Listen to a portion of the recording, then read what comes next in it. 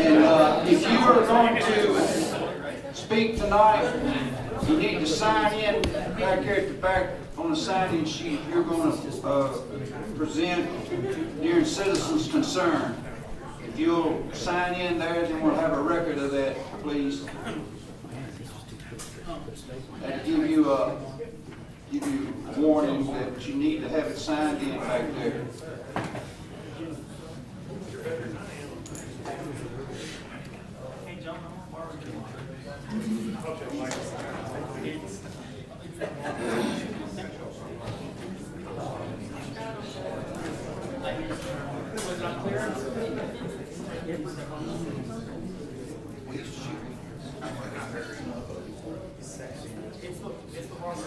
Okay. We want to welcome each one of you tonight. Thank you for coming out and meeting with us and being a part of this. And at this time, I'm going to ask Alderman Harbour to lead us in invocation, and then we'll have the pledge after. You'll stand, please. Let's pray. Father, I want to thank you for every seat that has been filled here today.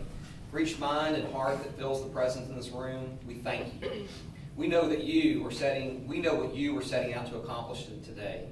We have a vision. We have an agenda. We have talents, abilities. However, only you can see in perfect detail the end from every beginning, every project, every season, every life. Nothing is in vain, even mistakes or missteps. Those can be used for good. We just want to thank you tonight for this also being Veterans Day weekend, and just thank you so much for our veterans, those that have stepped up to protect this fine country. And we ask your blessings upon those of your family. And it's in your son's name that we pray. Amen. Amen. Amen.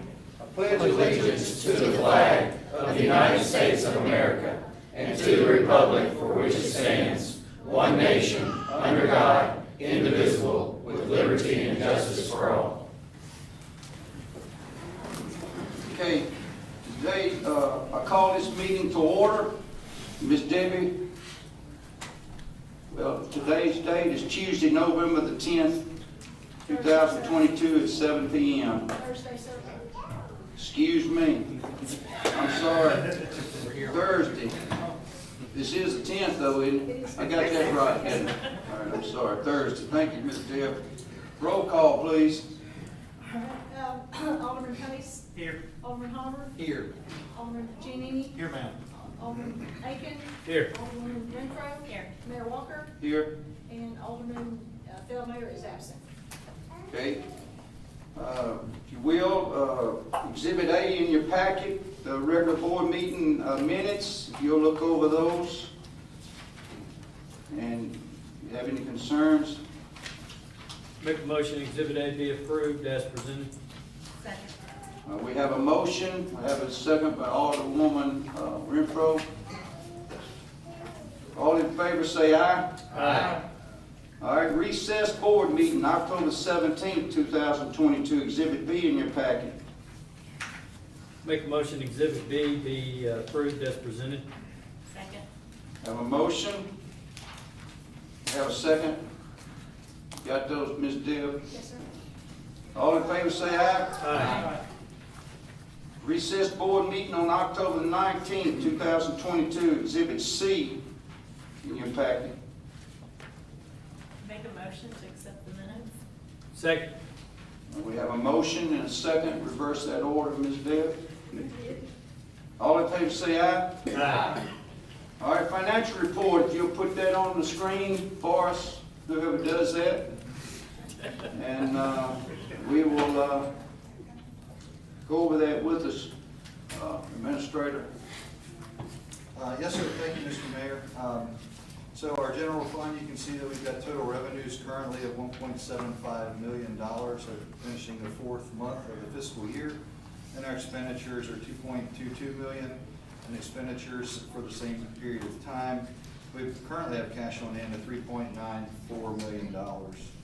State Street Aid Fund, we've got $119,000 in revenue, only $86,000 in expenditures. So we've got more revenue than expenses, which is always good, which leaves us a cash on hand at the end of the period of $266,000. Drug fund, we've received $9,563 in revenue for the year, and we have not expended any of those dollars as of yet. Our solid waste collections revenues are $230,000, and our expenditures are $184,000.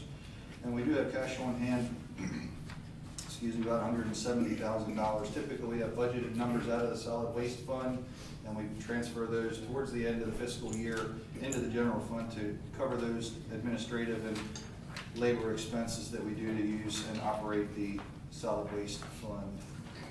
On the water fund, you can see we've got $508,000 in revenues and $482,000 of expenditures. So some more good news about the water fund. It is continuing to move in a more positive position. So we have $26,000 of more revenue than expenditures. When we come to the sewer fund, $531,000 in revenues and $620,000 in expenses. So we've got a deficit of $89,000.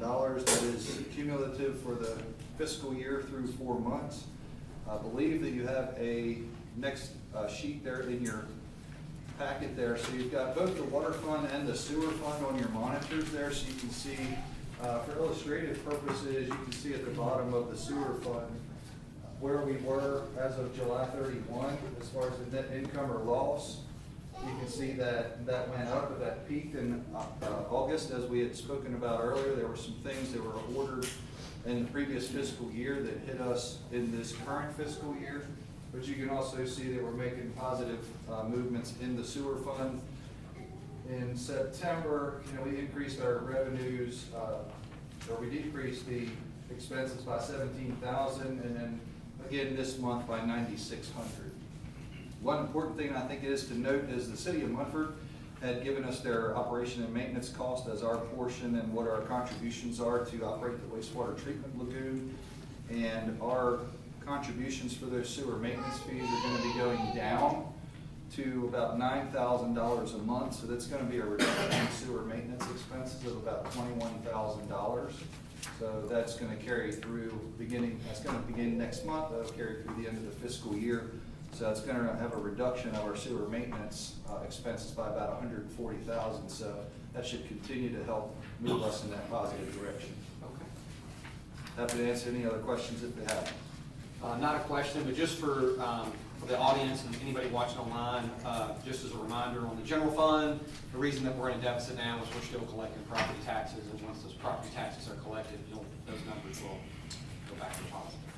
Good point. Yeah, if you can scroll back there to the general fund with the revenues, you can see we're only about 7% of our revenues. So typically those property tax funds start November, December as folks pay their property tax bill. So you see those revenues continue to climb. Thank you for bringing that up. All right. Do I have a motion to accept the financial report as presented? So moved. Second. We have a motion, we have a second by Alderman Pace. Any questions concerning that? All in favor say aye. Aye. Okay, whole business. We have none. Moving on to new business. We have a nice presentation by the fire department on firefighter of the year and also reserve firefighter of the year. So, John, hand me this. Sir.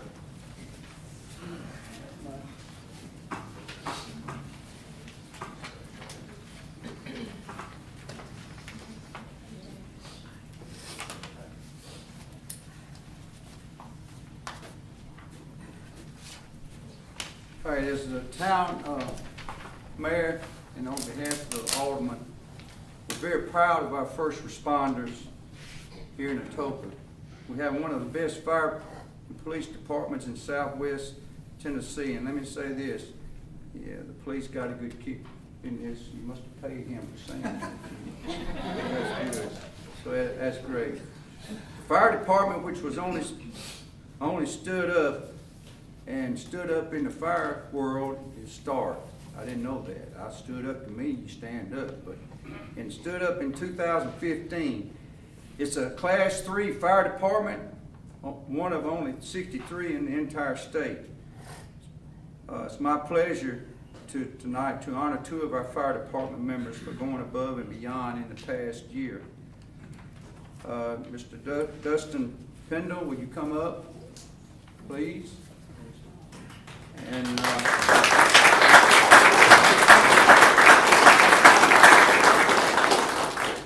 his wife, which let me say this, the wives, and I used to say wives, but I say wives and girlfriends now, but wives, they are a pivotal part in this because they have to stay home, take care of the business of home, do the things that needs to be done there to make sure that the firefighters can keep their full attention on fighting fires and doing the things that they need to do at the fire station. So Ms. Annie, that's Ms. Annie, that's his wife, and she has a child.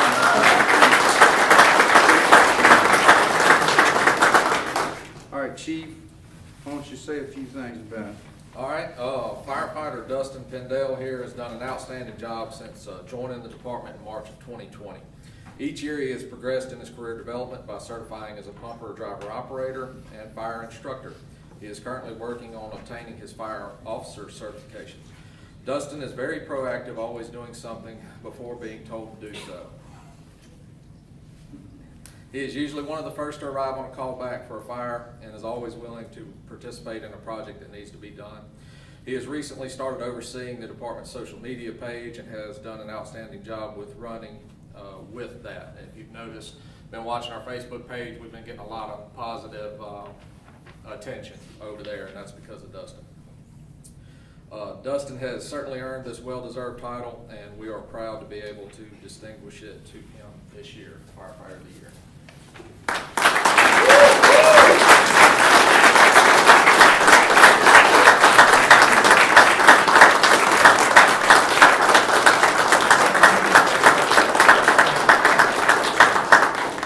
Presented to Dustin Pendle, Firefighter of the Year 2022. So once again, give him a round.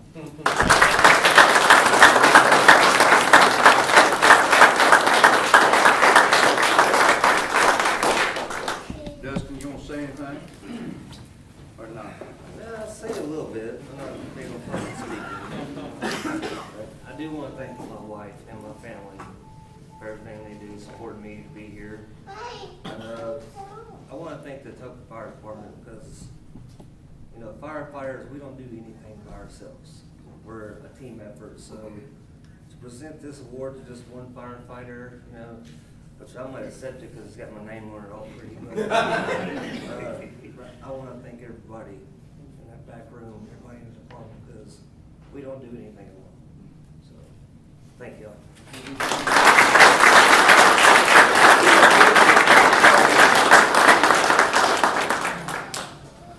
Well, you can see why Dustin got that with the attitude that you have. It doesn't matter who gets the credit in this thing, that just so the job gets done, and Dustin has that great attitude. Next, if Jared Baker, if you'll come up.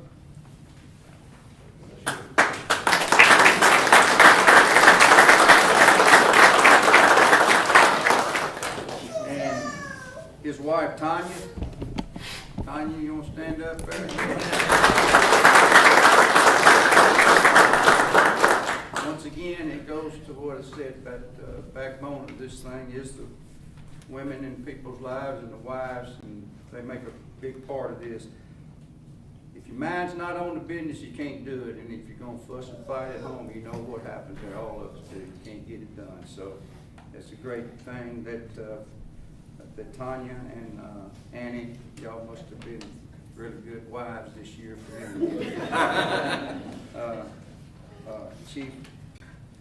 Firefighter Jared Baker has been a valuable member of the reserve staff of the Atoka Fire Department this past year and has assisted in multiple incidents throughout the year. Jared is always there when we need him. He is willing to go that extra mile and assist the department both on the scene and in the day-to-day around the station. Anyone who has met him knows of his boundless enthusiasm. Jared continues to advance in his training with the department even while enduring a career change that limited his availability to come around as much. Firefighter Baker has also used his personal drone to assist us in getting some aerial view of scenes that y'all have probably seen also on the Book of Faces. Jared is truly an asset to the fire department. We're very proud of him. Congratulations.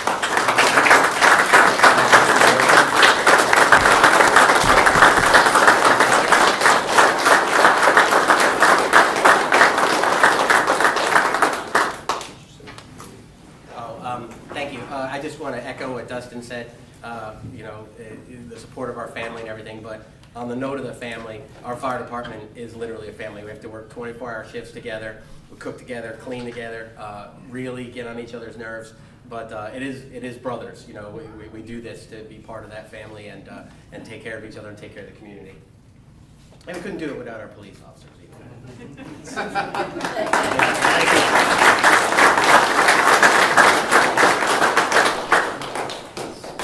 I got one question, ladies. Did they clean up like that at home, like they do at fire department?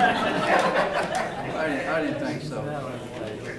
We want to thank both of you and all the first responders in this room. Just like you said, we know it's a team effort.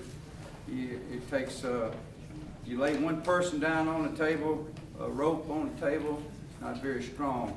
You intertwine that rope with 4 or 5 different strands. Same way in the fire department, all of them working together makes a strong team effort, and we really appreciate that. For everything that you do for the citizens in the town, and we just appreciate what you do. Chief, you want to say anything else? No, sir. Proud of both these individuals as well as everybody else in the fire department. We're doing a lot of good things over there, and hopefully the community's seeing some of it, but proud of every one of y'all. Thank you.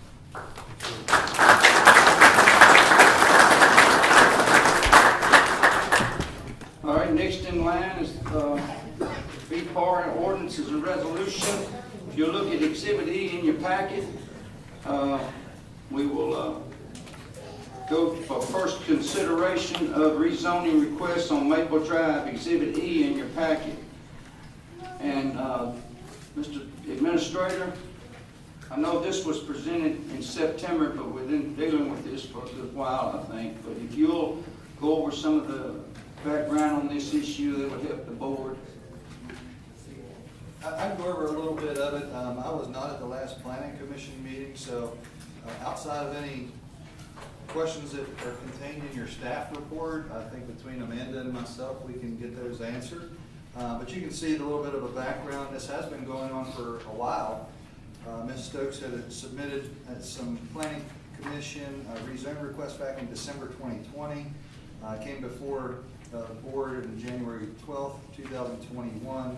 But the board had tabled it. There was some discussion that didn't think parcel size, etc. And you can see in the next paragraph that Ms. Stokes returned with an amended request that included a larger parcel that consisted of 2.3 acres to create the larger parcel. Separate application for a minor plat was submitted to the Planning Commission. So at their August 2022 meeting, the Planning Commission took 2 actions that impacted that property at 763 Maple. They approved a minor subdivision plat to create the 2.3 acres, and then second action they took was a recommended approval of the rezoning from R1 to neighborhood commercial for the newly created parcel, which now would consist of 2.3 acres. So that rezoning request is before the board for first consideration. I know it's gone before the Planning Commission, and Alderman Giannini or Alderman Harvey, you have anything to add on this or not? Pretty self-explanatory. Okay. I think the original concern was the parcel was too small, so the applicant corrected that concern. Right. All right. As this is the first consideration of the ordinance, is there any objection to reading the ordinance by title only? Hearing none. Ms. Debbie? An ordinance to amend the town of Atoka's municipal zoning map by rezoning Karen Stokes property located at 673 Maple Drive from R1 single family residential to NC neighborhood commercial. All right. Is there a motion to approve the ordinance for pass first consideration? So moved.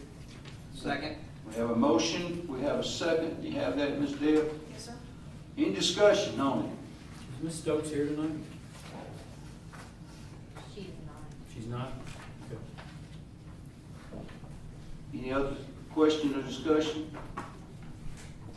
Okay, and it's going from R1 to neighborhood commercial. Do we know what the neighborhood commercial, you know, why? I mean, do we know what she's planning on Yes, doing with this? a potential doggy daycare, but that will go through site plan review. So Okay. there will be another step before that moves forward. Okay. Good. And her absence is only because, making sure that this was very clear, and we pulled Jim on, as contracted planner, and he kind of broke it down and made sure that we were doing exactly what we needed to with that adoption. Okay, thank you, Ms. Amanda. Any more discussion? All right, hearing none, roll call, Alderman Pace, Yes.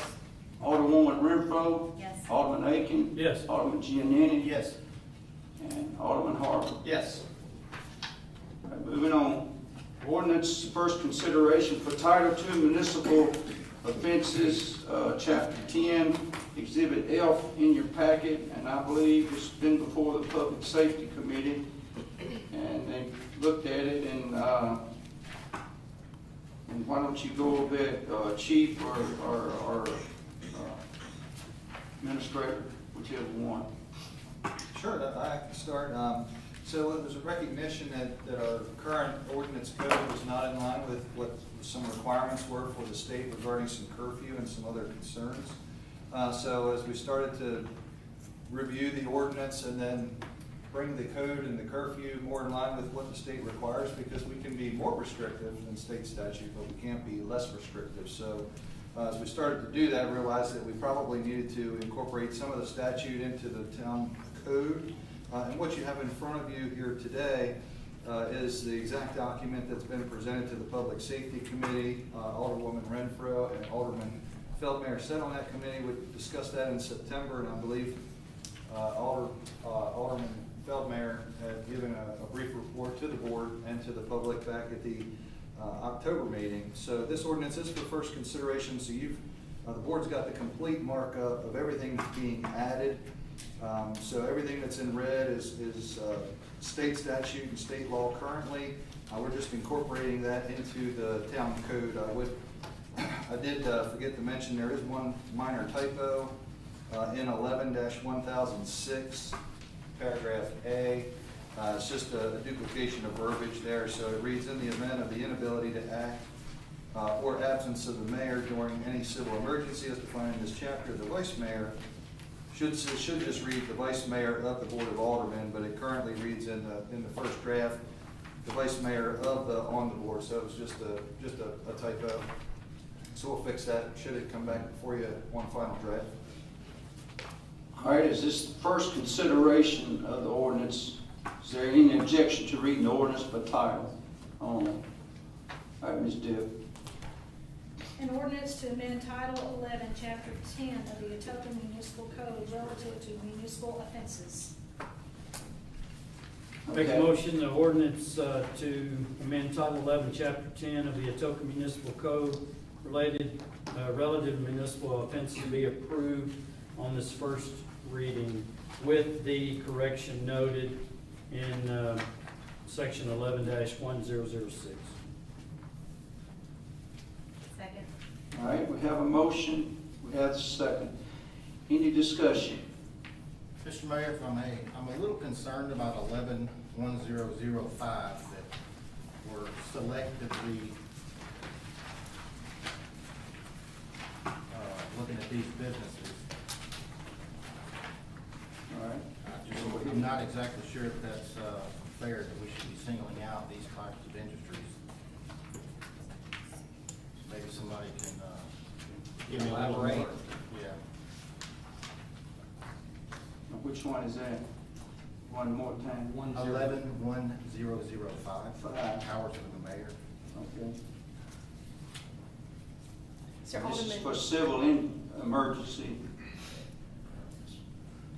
Alderman Giannini, I think I can address that. It mirrors the state statute and the list that the state statute provides. And so this is just the town's incorporation of the state statute list. And so we're not picking certain ones out over others. We are simply reflecting what the state statute says for civil emergencies. They tend to pick out, or at least my understanding of the legislative history of the state law, is that they tended to pick out what would be ideally most disruptive in a state of civil emergency. But this will be an ordinance. It would be an ordinance, but it still exists at the state level. And so then it's incorporated into each county. So if, for instance, there was a citation given under 11-005 and we didn't adopt the ordinance, then Atoka, if there was a citation rendered and there was something that happened, it would be a county court fee as opposed to being an Atoka fee, a town of Right, but Atoka. my point is, I don't want the town to have to tell businesses you can't operate. I don't think that's our business. Well, but it's consistent with the adoption of the municipalities in the county and the state. So the state adopts it, and then the county adopts the state, and then the municipalities adopt the state too, so it's all consistent. I don't So- think the county can adopt this through the mayor's powers unless he's given to them by the governor. Or the So, municipalities, right? so the municipalities can, and the town would not have jurisdiction to be able to handle this if we don't adopt it. So is there an issue if I make a motion that we amend this by deleting this section?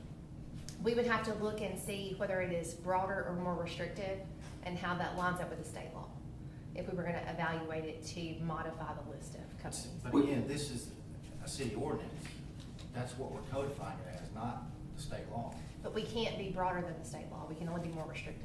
And we can't be less. Is that right? That we can't be, like, we can't, if the state law says you have to, do something 8 out of 12 times, we can't say we're only gonna do it 6. We can say we're gonna do it 9.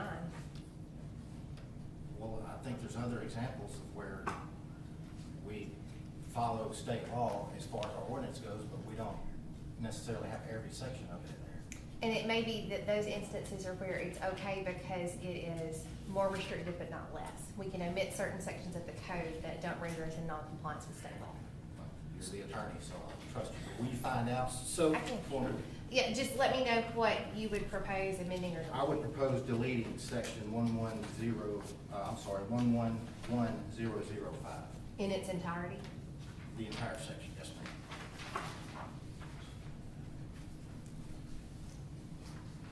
so if we look at I was just trying to break this down. It looks like A through D concerns alcohol, E through F, flammability, liquids, flammable, combustible products, and then G, H, and I with firearms or ammunition. And I think any of those would be dangerous in a civil emergency as riots, gangs, things like that. That's what I was thinking of when I was reading this. And I believe that's what they mean. But are you gonna close Kroger down? They sell wire fluid, hammers, knives. I mean, I just think And it we're wouldn't close picking on Kroger down, business. but it would prohibit Kroger's ability to sell those items while this is in effect. Right, and I don't believe that's I understand. this town's business to do.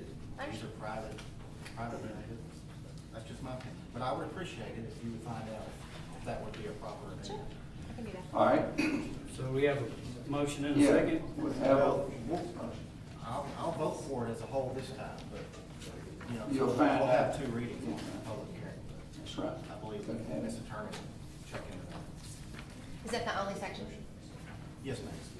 Chief Rudolph, as we've heard tonight, it's very difficult to be broader, but from a police chief standpoint, any considerations where you would feel we would need to be stricter? There's far more intelligent people than I that have probably looked at this. On its face value, it says that the mayor at their discretion, which means they can pick and choose which ones they feel based on the scenario they think would need to be closed. And that would probably be under advice from, I'm sure, the Board of Aldermen and their first responders, or division leaders.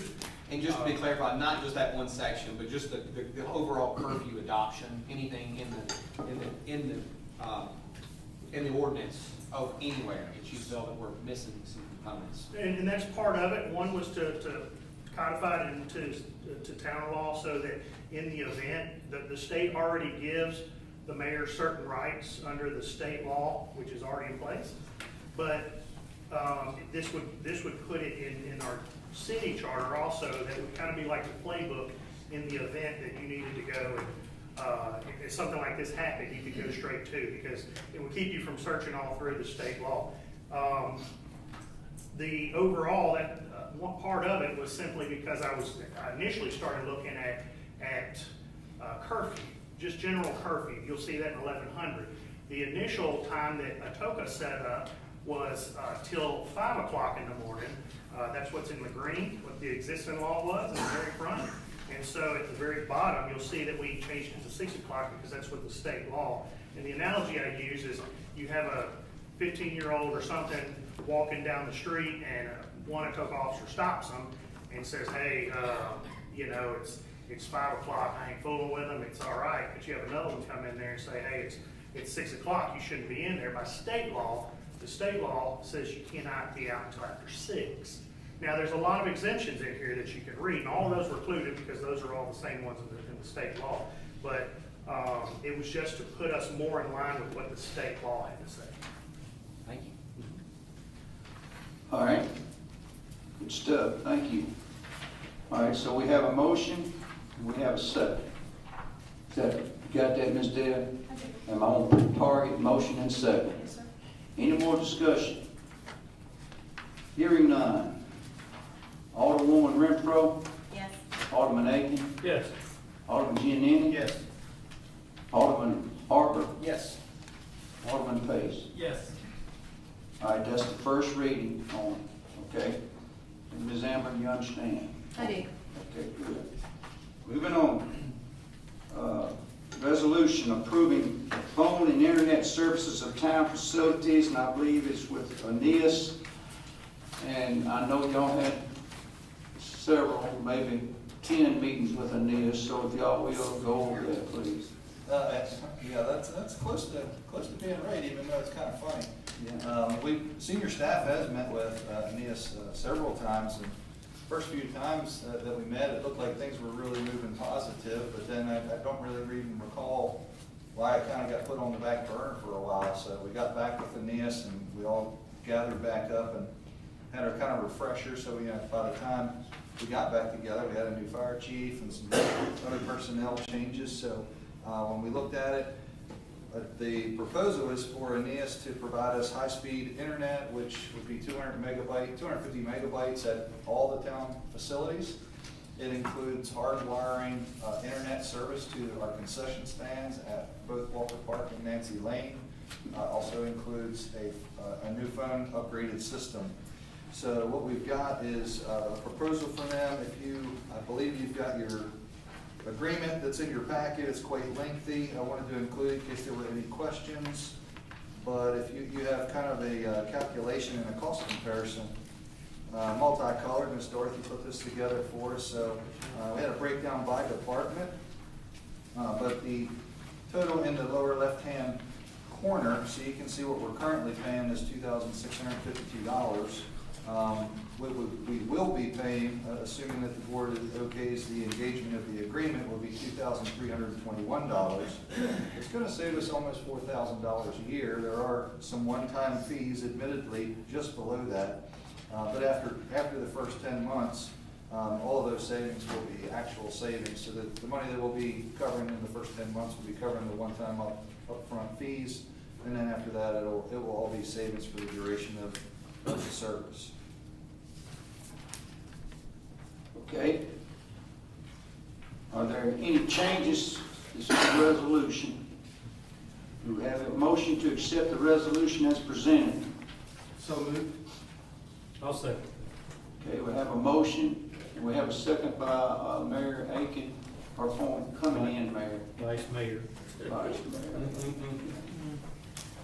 And you got that? Yes, sir. Okay. Any discussion about this? I know that our town staff has done their due diligence on this big time. I was looking through this afternoon and I looked for it again. Is there any type of uptime? Do they have any service level they guarantee an uptime of so much. What do you mean by, I want to make sure I understand. Usually on contracts, you'll get like a 99.9% uptime. Let's say there's a surge outage that lasts a week or 3 days or something, and it takes them to get fixed. Then they're in violation of the contract, they can give us a refund, something like that. I didn't see that, and I'm not saying that's a deal breaker, I just didn't see that in here. Do we have any kind of guaranteed uptime with them? I don't recall any of that coming up in any of our conversations, but one thing that we might want to look at is that you have in Appendix A, it's kind of got some blue headings. They do have response and resolution times outlined there based on the different priorities. So, that was something, how soon they could get us back up and running should there be a problem. So you have those times there on your first page. It looks like that. Yeah, that would be in the ballpark. Yeah, but it's not a guarantee of uptime, but I think that it's at least provides a parameter for resolution. And I believe, Amanda, I know you had told me about this a long time ago. We are gonna look at, it in addition to the internet speed, it's gonna be more usable. Because you were saying if administration tries to call somebody in police right now, they gotta dial like So they 7 did digits. before, but I believe that Ritter has corrected that part. Well, Where we were that's having good to to call hear. all the numbers to get to, yes. Okay, all right. But the bottom line is it's gonna be better service and cheaper. And new phone system, higher speeds of symmetrical internet speeds, Right. up and down. So And document concession transfers. stand, Yes. better. So right now, Parks and Dorothy can elaborate, but if need be, but right now they're using hotspots and just over-the-air service for some of the iPads, which at times the hotspots can be inconsistent, which could interrupt the point of sale service, so it has occurred in the past. So part of that, we negotiated the hardwiring of the facilities. And the term is 6 months and then yearly. Oh, and guest Wi-Fi, I'm being told in my ear, we'll have some guest Wi-Fi available for folks in For the this park. facility? In the park. Oh, in the park. What about here? We have it now, so we'll continue to do that. Okay. Yes, sir. My only question is the Atoka Scout Troop is partnering with Park and Rec, so the Park and Rec can use the Scout Hut for classes, and you guys are doing that, and it is a win-win. Just so you know, Park and Rec came in, and, they're boys, so they're clean very well. Got the hut all shiny and smelling good, and it's a win-win. At one time, the town did pay for a landline for the hut. We turned that off because we didn't use that. I think you had mentioned there was some need for some potential. It's not on this because we talked about it after all this was done, but we are gonna add that too. Okay. They said it would be not an issue to add it. That's it. And there'll still be savings, cause like a lot of what y'all see, it includes adding all that internet in the parks, and we're still saving overall. We're actually adding more service and still saving. All right, any more discussion? Okay, since this is a resolution, we can just vote on this. Everybody know what they're voting on. Approval of phone and internet service for town facilities by NES. One more question. Are we currently under contract with Ritter where if we get out of this contract, there's any termination fees on their end? You can confirm, but I believe the contract's currently expired. They've been after us to renew it for a period of time. We've been- No, something that's come across my desk concerning that they want us to do. Yeah, good question. It is a good question. All right. All in favor of approval of phone and internet services with the NES, say aye. Aye. Opposed?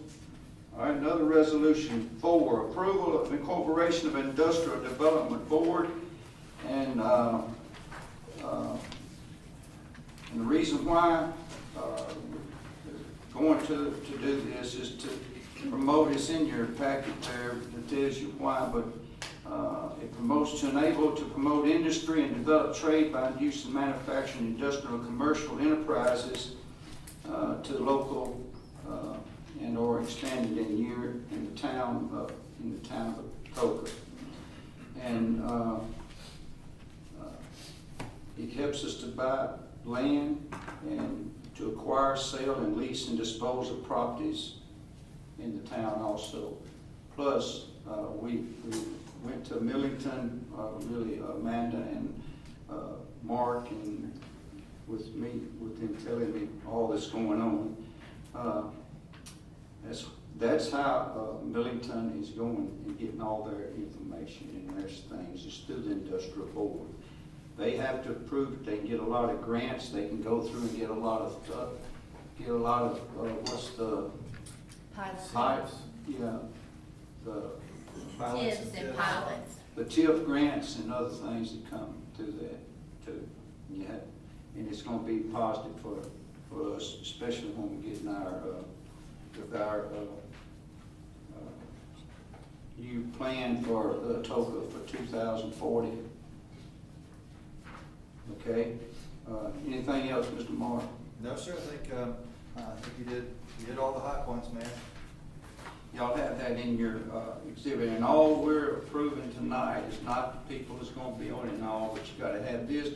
The way I understand it, to send it to the state, they got to look at it, approve it, and then send it back. Well, I was curious because there's 3 names on here. That's right. We've already appointed those names to do this now. Mayor, if I can. Yeah. Go ahead, Mr. Madden. I'm fixing. Ms. Mayor Amber, Hall. I'm fixing to turn it to you. No, thank you. Alderman Harper, if I can address the 3 names. Those are people that live and vote in Atoka. They have offered to be the incorporators of the Industrial Development Board. They are not board members of any kind. They simply sign the paperwork. Okay. The certificate of incorporation is what you have as Exhibit H to your packet tonight. That is what will create the Industrial Development Board. It does not appoint the board members. We will need to do that at a future meeting. And so what will happen is if you approve this resolution and certificate of incorporation, Ms. Harris, Mr. Catelli, and Ms. Curlin have all agreed to sign off to create it. And we need 3 people who live here and own property here to do Pay that. taxes. And so they understand that they are not on any kind of board. They are just willing to sign the paperwork. When we do this, we have an industrial development board attorney that specializes in this, and they will send it into the state. They will meet all the state requirements. We have bylaws that have been proposed, and as we will have a lot of documentation and different things about the Industrial Development Board in the next few months. So this is the first of a lot of different things you are going to be getting. But this starts us off, and it's the first piece of paper to create the board. Are these 3 individuals gonna be paid any type of stipend or anything? No. Okay. And I'm guessing since it does specifically say they live in the town, if they were to move, we would have to then appoint a new incorporated person. We just substitute someone else in, Okay. All right. and that's done through, it's really a lot easier even if we just make an amendment to it and then file the state paperwork with the Secretary of State, and then it's registered there. Okay. And that will happen from time to time. And our lawyers were involved in all this to make sure that we were doing the right thing. And this Right. will, basically, if we can do this, the Industrial Development Board can work as its own functioning entity once the board is approved. Down the road, when we have 7 board members, there'll be 7 people on that board.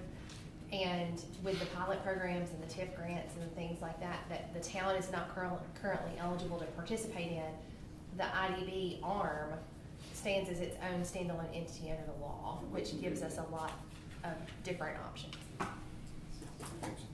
Okay? Good stuff, good questions. Anything else? Any more discussion on this? And this is a resolution to approve an incorporation of an industrial development board in the town of Atoka. All right, all in favor to do this, say aye. All right. Opposed? I make a motion. We don't have a motion there. Give me a motion then. Make a motion I that thought we had that motion. the resolution authorizing the organization of an industrial development board for the town of Atoka be approved as presented. Second. All right, we have a motion, we have a second. Now, all in favor say aye. Aye. All opposed? Thank y'all for keeping this straight. Going to the next phase. 5, resolution approved approval of Tennessee Violent Crime Intervention Grant Submission, Exhibit I. And I understand what I looked at is for $90,000. They've set money aside, if I'm right, and we don't have to have any match or anything on that. We just got to spend the money wisely. Yes, sir. So Governor Lee back in October set aside $100 million, and they take everybody's stats from last year in 2021 based off of violent crime that has occurred within their jurisdictions and were reported to the state of Tennessee. There's a formula that came up in Atoka. It was a little bit over 90,000. I think it was like 90,800 something.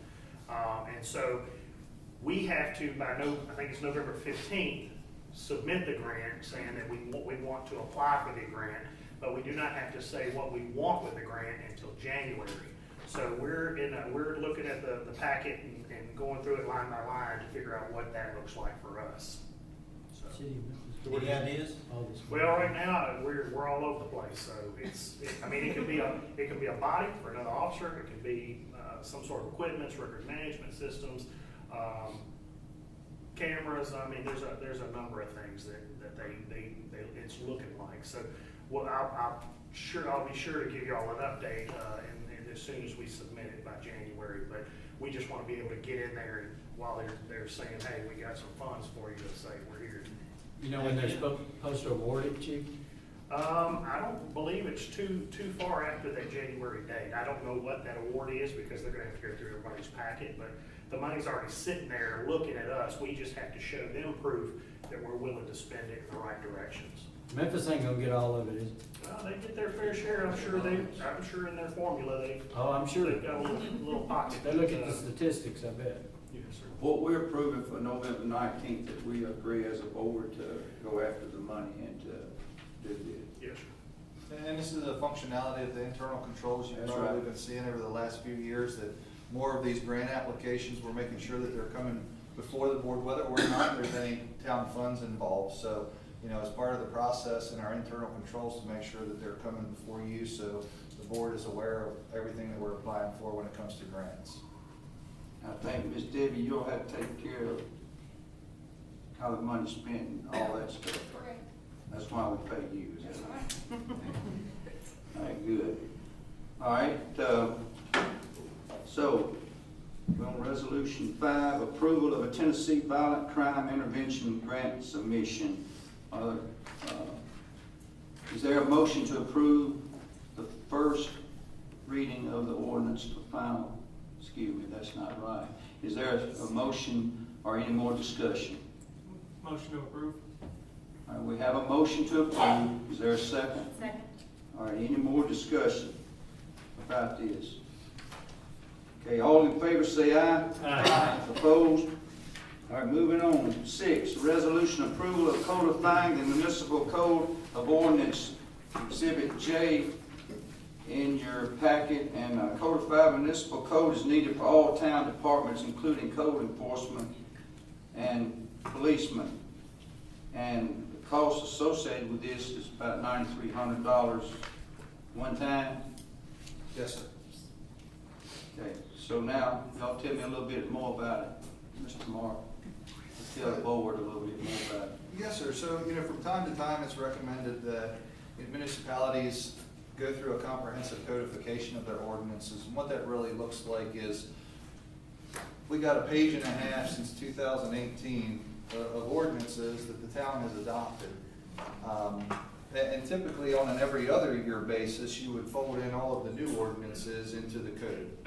But what a comprehensive codification is, all of those ordinances, the newly adopted ordinances, are weighed against the existing ordinances to see if there's conflicts between the old and the new, and they will also weigh any of those ordinances against any changes in state statutes. So it really just brings everything up to date. So how that process works is all of those conflicts or anything that doesn't jive, all of those will be identified, what ordinance it is, what the provision that's at issue, all of that would be provided to the board. The board would review it all, and they would agree that yes, we need to make those changes. You take formal action. That would get sent back to MTAS. MTAS would then clean it all up and provide a clean codification that is up to date. once we do that, then we'll stay on that every other year cycle, and then every 10 years after that. The last time that a comprehensive codification was done was 1992. So it's been quite a while, and I think that, you know, internally, we've seen a couple of things from time to time where the code conflicts. I mean, we've already recognized some of those things, especially when it comes to law enforcement. So we want to make sure that we're getting everything cleaned up and that everybody has the correct codification. I know $9,300 sounds like a lot of money, and it is, but to get this done, I think that's dirt cheap. It is very cost It is. efficient. It's extremely cost efficient. Just out of curiosity, how long did it take in past to, I especially believe she since it's said been about so long? 8 to 12 months. Is that about right? We've done a lot of the legwork, so it could be cut back, but Okay. 1 year is what they give us on a turnaround, but it could be definitely shorter. Yeah, I wouldn't expect it to be anything really fast, but 9,300, pretty good deal. I'll make a motion to approve. Second. All right. We have a motion to accept the resolution as presented, and we have a second. Is there any discussion? Any more discussion? Hearing none. All in favor say aye. Aye. Opposed? Moving on, next one is resolution, the bid award for residential solid waste collection. And I think we released the bid on October the 14th, 2022.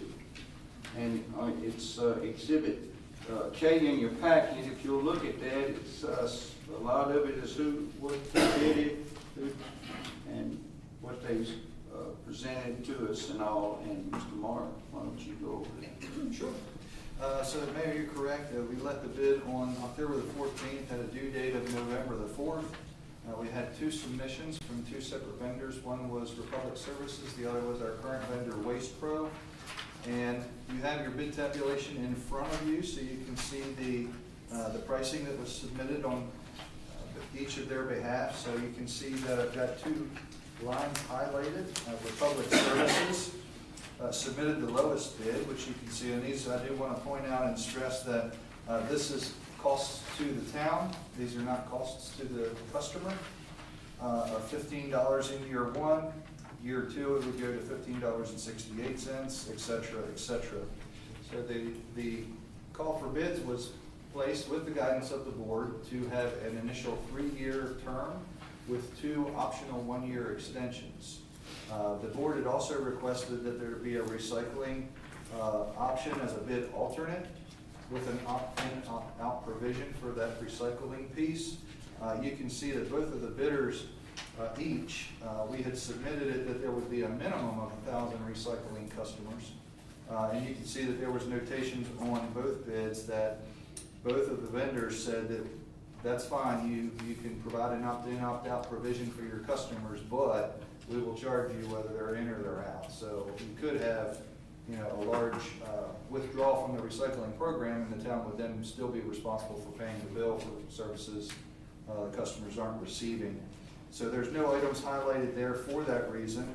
And then the additional cart charge you can see that is at the bottom line from Republic Services. So recommendation would be that the board engage with Republic Services for the costs outlined in the recommendation memo.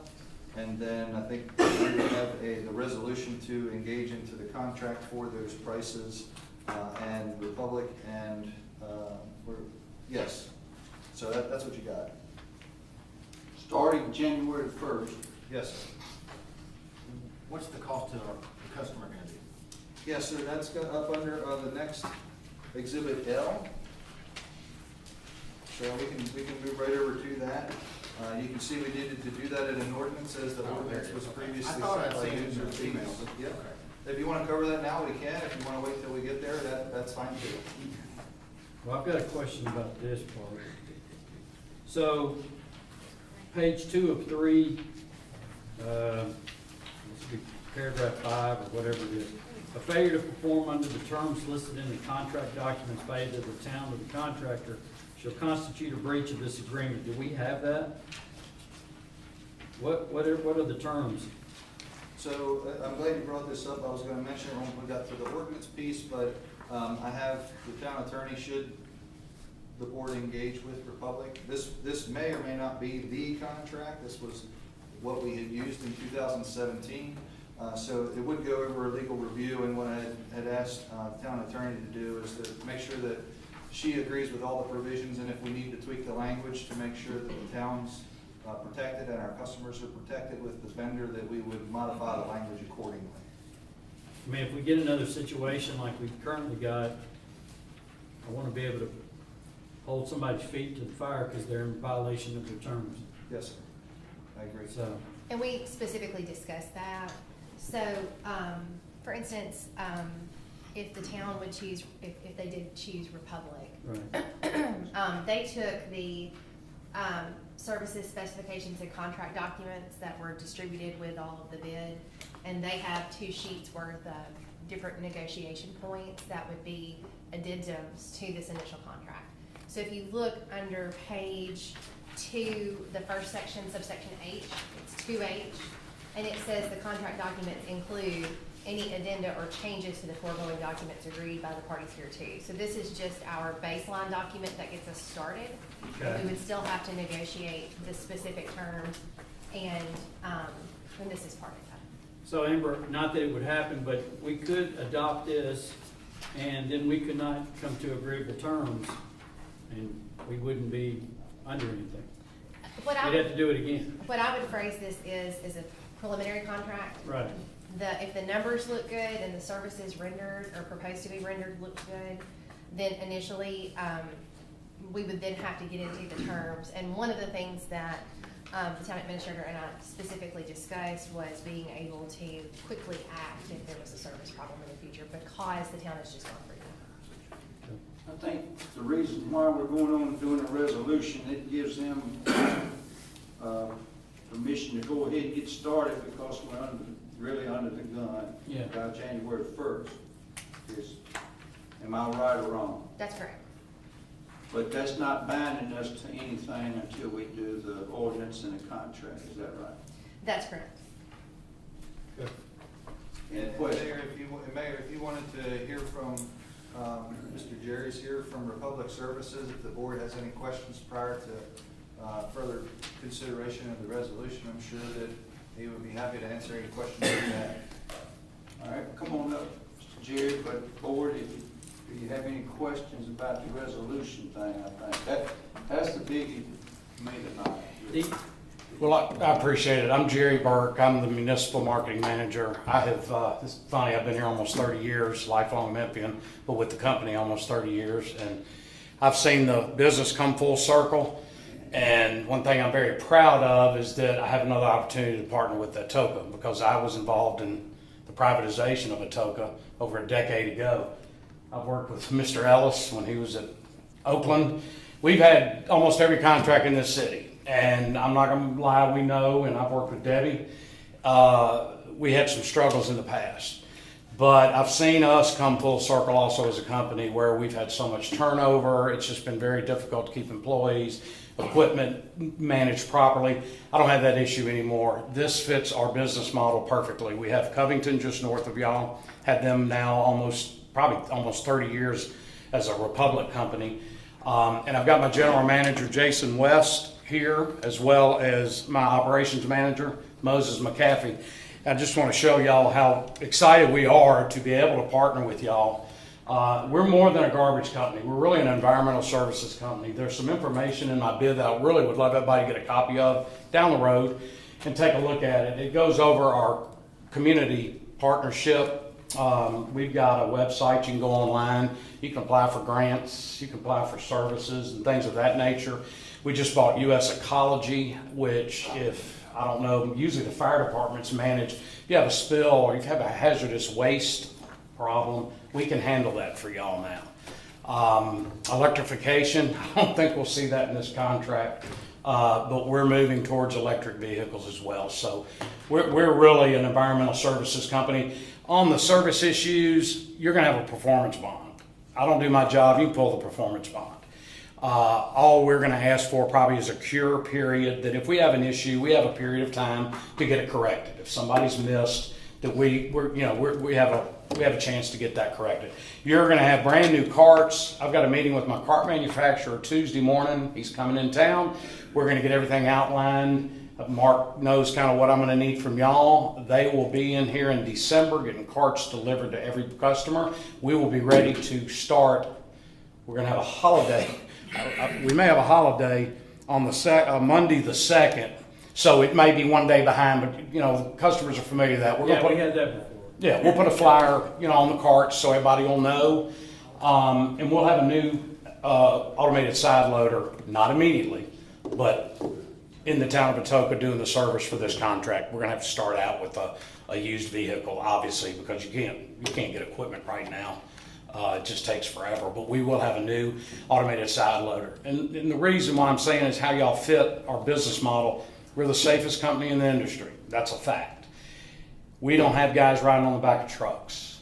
This is an automated side loader, which is one man. He's running and emptying and going along, taking care of the business. So I'm confident in this. I'm very excited. We're not the low-cost provider. Fortunately, I was in this bid situation, but we're the company that's been here forever. Companies have come and gone, may or may not have seen some of them, but we're still here, and I think that shows how committed we are.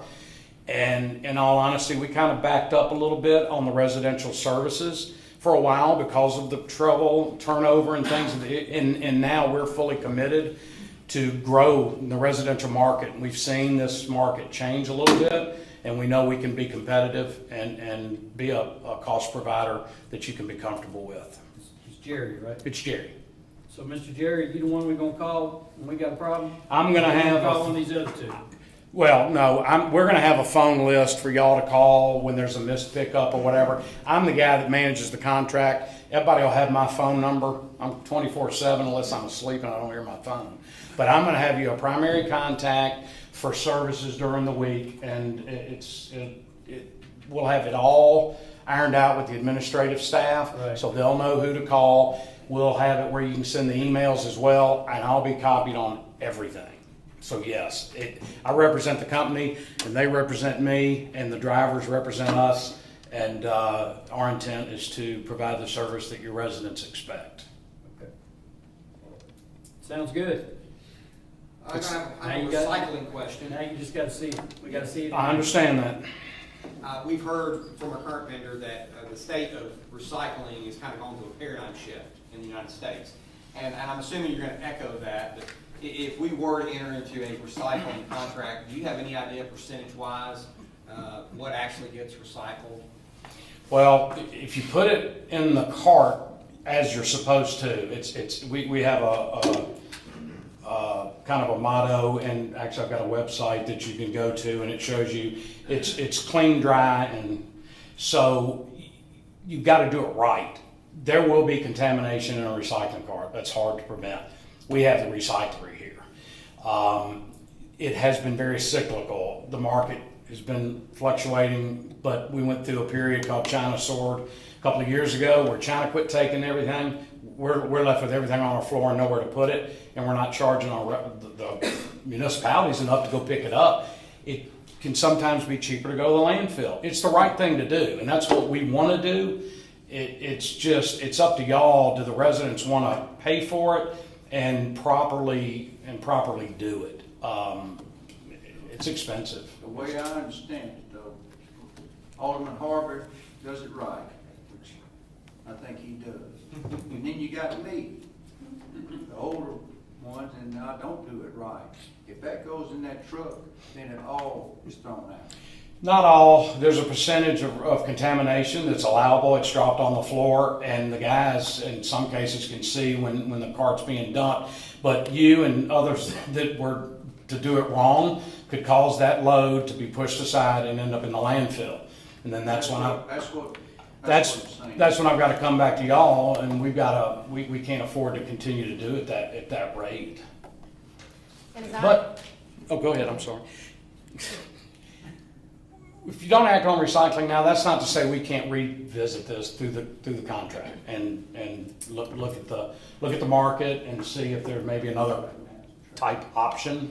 other than maybe curbside, a drop-off type center of something, but that's something we can work with y'all throughout the terms of the contract. Have you seen any other municipalities that did a drop-off center? We've had that before when we had problems, because again, people wouldn't follow directions. They were throwing tires and trash and, you know. You gotta have it managed. Covington does it. We've got a container that's marked, and it's a open top that's closed, and it's got compartments where you put, Millington's got one. You can contact Ed Haley about it. They have They a just have problem. to man it, you have to pay the staff. Yeah, theirs isn't manned. It's at Public Works though, behind a gate. So it's locked during the day, but it's been an issue. Bartlett, I don't think they do curbside still. I think theirs is all drop off, but it's managed. So Covington's isn't. It's an option. You know, if people are adamant about that. I think we tried. We're gonna have a few residents that are very passionate about recycling. I understand. But again, if I'm doing everything right, and you tell me that, say, 1 in 10 trucks actually gets recycled and 9 out of 10 goes to the landfill, then it's not worth the effort. Well, my garbage truck's not going to pick up a recycling container. I assure you of that. But that doesn't mean that the recycling container doesn't have garbage in it. Exactly. I said the resident that's just throwing their trash in. Exactly. I will say this, Hey Dad's keeps theirs clean, but you can take it over there for recycling. They have a recycling place right out front. And Jerry, ultimately, you're just a transporter. You're not making the call whether it gets rejected or not, right? I am, because I have the recycler in Memphis. Okay. Absolutely. Okay. Absolutely. It's been tough for a period of time because of China sword. When China stopped and Vietnam, then it's like you're trying to find a home for everything. And it got very difficult there for a period of time. But yes, I'm very involved in it. So Mayor, you said they could take it over to Hey Dad's? Yeah, it's a recycling place over, and that's all I can tell you. And then we have the landfill has a recycling, you don't have to have a permit to drop off recycling stuff. Correct. They're So- yes. That's right. So, I mean, And for purposes of our resolution tonight, I think Yes. one of the important things to point out is that the bids that have been proposed charge the town a threshold. I think it's 2,000, the administrator can correct me, but we're being charged for 2,000 customers, whether it's 2,000 or whether it's 10, If we were to do that. if we opt in. Yeah. And so that's just something to consider, and if we can work it out later in the contract, we may be able to work that out. I mean, we could discuss it. It wouldn't be by these terms or prices, but in the bid specs, it was like a minimum of 1,000 up to 2,000.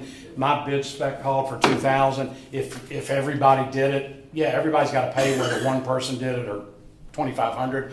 But if it's more than 2,000, I'm going to have to renegotiate my rate because I'm only talking about a capital outlay of 2,000 cards. I'm going to have more capital, which means I wouldn't be able to do it at the price. That's reasonable. Okay. And one positive thing, just to mention, that Jerry had sent over and the feedback that we got from Republic is that they have shortened the notice for breach period from the 60 days that we had proposed to 30 days to cure, and then if it's not cured within 30 days, then 30-day notice to terminate, which addresses the action part of the fact that they need to get on it, or that we're gonna notice them up and terminate the contract and we have 30 days. And the performance bond. I mean, I stress that. Nobody wants their performance bond pulled. So, and I've not had that happen. I don't look to have that happen, so. And do you have a way to educate customers if they were deciding to do this? You know, you had said a website. We do. We've got a website that's listed in my packet, and it is so thorough. It's great. It's things that you can do for school kids, and it's elaborate. I think you'll be very impressed. Okay. So I would love y'all to see that, as well as the insert that I put in there about our company now, where we're heading environmentally, not just a garbage company. Might not mean a lot to everybody right now, but it's kind of where everything's going, and we're proud of it, very proud of it. And if you got any operational questions, that's why they're here as well. And we see no problem whatsoever getting everything outlined, getting the carts delivered. We're going to work together. Got the location where the semis will drop the carts off. They'll assemble everything here in Atoka on site, and then they'll go make all the deliveries. And we'll have you ready for service. Don't have all the dates outlined yet, but you'll be ready. They'll have their cart and be ready for service. but now to open this thing up, to get it started, y'all gonna deliver it to the houses? Mm-hmm. I'm talking about all the trash cans. Mm-hmm. Yes, sir. Not our bunch. No, no. All I'm doing is using your property, which has a gate and a lock. I mean, we don't mind you doing all that. I didn't ask, no, I hadn't asked you to do that yet. You want to help? No, that's. Harvey? what I'm saying. Harvey said he'd help. If we did. He told me he'd miss me, and he said, you know what, I'm gonna help deliver the carts. Yeah. If you were to do that, then you just going out the door. I misunderstood. Toter's gonna be the cart manufacturer, and, I'm sure they probably subcontract whoever, but it doesn't matter. We're meeting with them Tuesday, and then I'm gonna have Mark involved. We'll have meetings, calls, Zooms, whatever it takes, and everybody's gonna be on the same page. All right. I'm accessible, that's all I can tell you. I mean, Debbie may or may not remember. I'm accessible, and I've stood before boards before, not always great, I'll admit, but I'm proud of the team that I've got now, and that's why we're really starting to get heavily involved in the residential market in this area, and hopefully we'll go across the street next year. Thank you, sir. Mr. Jerry, just one quick question Yes, for sir. you. So I've heard, and I'm sure others have heard, about some of the issues that y'all have faced in the past few years, just kind of like every other workforce. Maybe a little bit of a self-reflection question for you. What is the number one thing that you see could impact you, or that we would face even with the contract? It's something that everybody is going to face, but what would be your number one that you think could impact you this year? You know, we've been fortunate that we've not had an issue with drivers. I don't know if there's anything y'all can think of off the top, and I know you're looking for something, but I gotta be honest with you. All right, maybe it's gets really cold and the truck doesn't start that morning, so we're behind. Yeah. We're gonna notify you and be proactive about that, because that happens, right? I mean, it happens. Well, and it's not necessarily looking for anything particular. It's kind of, you see other stories or other municipalities where it's, oh, we don't have drivers, or the equipment. I know we talked the used equipment to start with, and then go into the new truck. So hopefully your equipment doesn't break down as often. I didn't know if there was anything that you could think of right off the top that you'd be like, okay, this may be our biggest potential for something to go wrong. I mean, I don't really see anything. I should have said pre-owned. Yeah. I mean, I really don't. I mean, Okay. When I say you fit our business model, I mean that. We don't really look at some of the contracts that I call a take-all, and that you pick up everything that's out in front. And you've got guys on the back of trucks, and you're running services that, this just fits us like a glove, and I just see it really skating through without any issues. I gotta be honest with you. And I'm because of the team that we have. Gotcha. All right, Mr. Jerry. Our current vendor, I think, has 3 different routes, 3 different days for trash. Have you thought about We're looking at 4 days. 4 days? And it could change. We're working on that right now. We might be in here with 2 trucks on one day. We're not real sure. We're gonna work through that, but everybody will know, and the residents will know what their day is with the cart. What the pickup day is.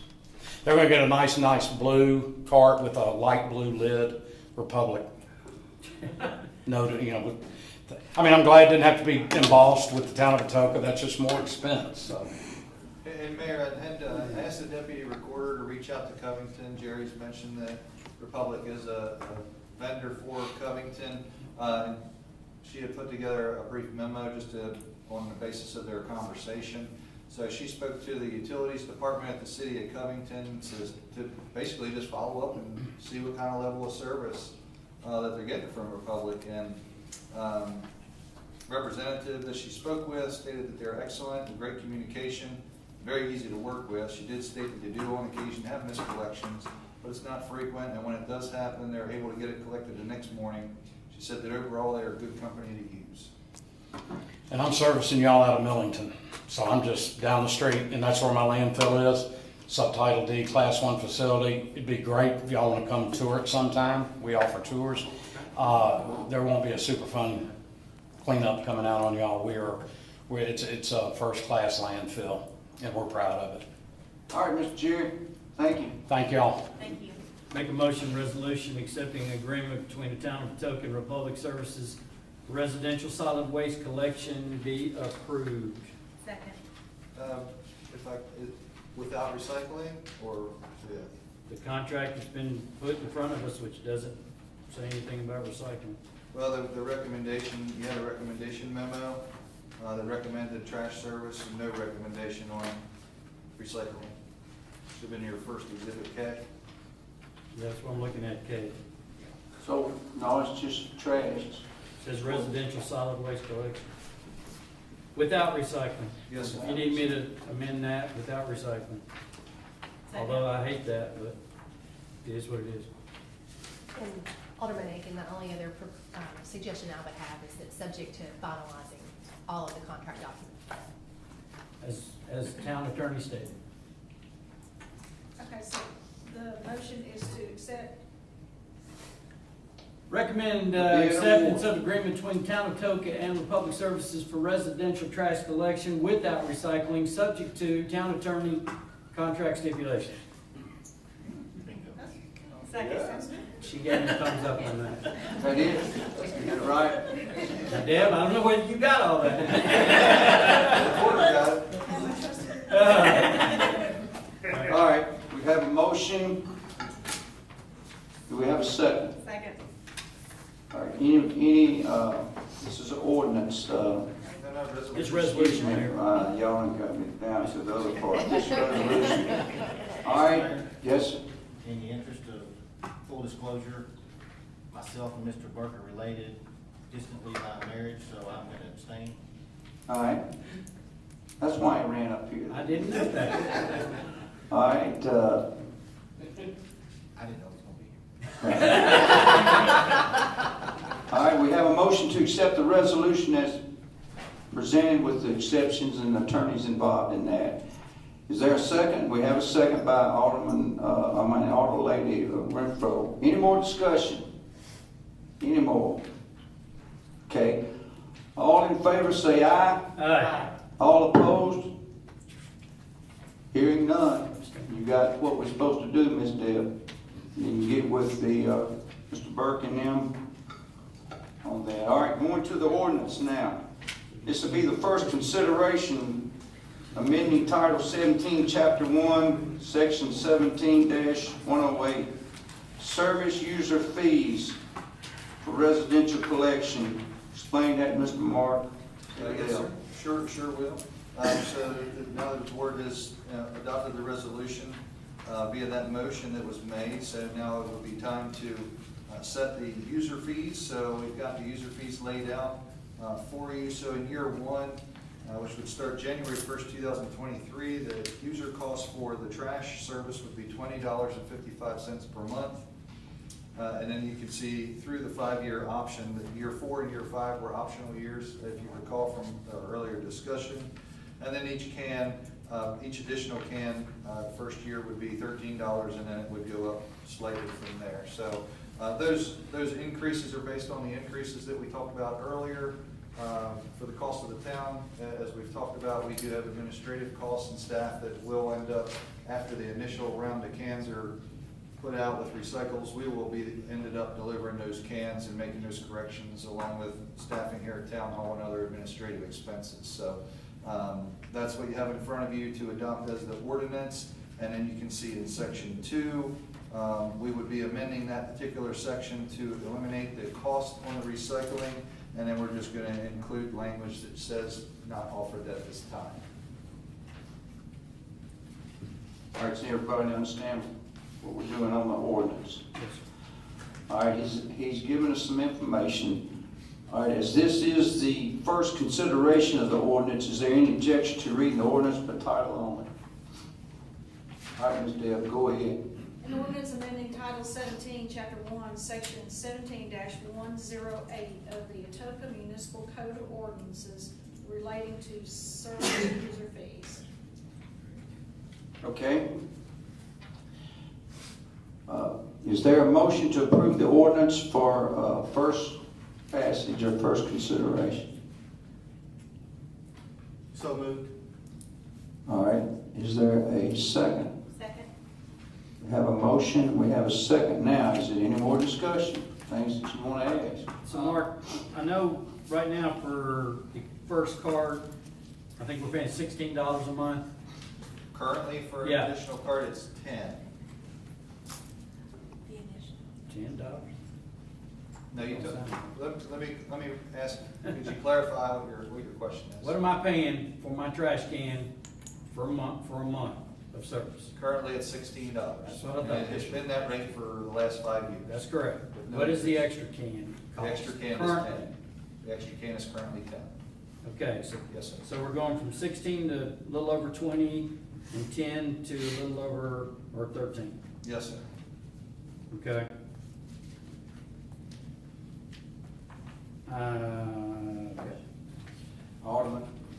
I was gonna say the same thing. So once again, you go back to previous things on social media, somebody's gonna come out and go to the board, pass a 25% rate hike. I guess I would wanna hear this from Republic. I'm assuming that you guys, like the rest of us, especially if you're running diesel trucks, have had massive increases in diesel, fuel.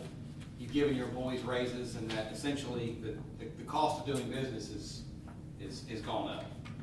Is that correct? Is that a assumption? So a twofold thing is just to kind of get ready for that. Two, I would ask the town if we could somehow in a public awareness campaign in terms of why we elected to not go recycling, because you're going to have some of that pushback. They raised rates and took my recycling. We need to be able to communicate. We didn't just do that on a whim, but there was really really solid reasons behind that. Yes, sir. I know one thing I stressed to the town administrator was, we're gonna have to start a very massive campaign to get the word out, what you just said, especially about recycling. Yes, sir, and staff we had this conversation today, and we're already starting to collect and create some commonly asked questions, some FAQs, that we'll have those questions, and we'll have answers to those questions. We'll be able to put those on the website, communicate those, through an email blast as we do for some of the other notifications, the e-notifications that we have, and then we'll also get some additional foundational material from Republic, about the recycling specifically. When do bills go out? Bills? The 25th of every month. Okay, so can we put a little blip on the actual bills for the month of November and the month of December? I'm talking every avenue we've got, because we're still gonna have social media beat us up, and that's all fine, because they love to do that, but, Yes, sir. Yeah. We'll develop a communication, and we'll bring that and have it ready for you at your second consideration. Okay, Would that be helpful? That would. just as long as every avenue we can do. Will do. Maybe the chief can put it on the side of the police cars and stuff. Will you get regular traffic? You have a little sign on your hat or something? Hey, did we put in for a mobile signage? I'm just kidding now, anyway. We can use that. Mr. Administrator? Yes, sir. Just kind of give us an idea of where you came up with this. Yeah. 2055, it's roughly, 35, 40%? Yep. It sounds like a lot, and a couple things I want to step back and stress are that, one, our residents have not received an increase in garbage rates for the last 5 years. The $16 is from an ordinance that was adopted in 2017. Sir? I think it did. He jumped into his social media voice for a second. So there has not been an increase over the last 5 years, so, understandably, what you're looking at is the cost to the town of $15 for your initial trash service. So what I did was I looked back in 2017, I took the calculations and the bid submissions from 2017 of what the board had awarded at the time. Just to give you a point of reference, so we're currently looking at $15 for the initial can. That is the cost to the town, and we're proposing it as $20.55 to the customer. Back in 2017, the cost to the town was $8.91. That was the low bid at the time, and we were charging $16 based on the number of customers. So what I did was I took the number of customers at the time, factored in our cost, minus what we were charging our customers, so that gave me a number. I multiplied that by the users, and that came up with a net revenue number of, after we paid the hauler, and then we collect those revenues, and then we pay our administrative expenses out of the solid waste transfer to the general fund. So that's how I came into it. Now, we've increased our number of customers, so I just backed into it a little bit different, so we didn't have to almost double the charge that we were getting paid, we were able to do that because we had more volume of customers. Does that make sense? Keep in mind, when we did this was our first adventure. We started this, we didn't have anything. Everybody was fending for their own, remember? And so we decided as a town to do it this way. And so Administrator Warren, Mark had some, at least some stuff to go by when he did this. And we didn't go up, and remember, Waste Pro went up every year, just like you see here, but we didn't go up. We had to learn this process with all this. So, anyway. And if there's, I guess, you know, to the citizens that are here tonight, and maybe y'all are social media warriors, and I hope you are, if somebody's thinking, well, why don't they just let us do what we want to do and hire who we want to do, and, you know, take it to landfill or hire Joe Blow's garbage truck.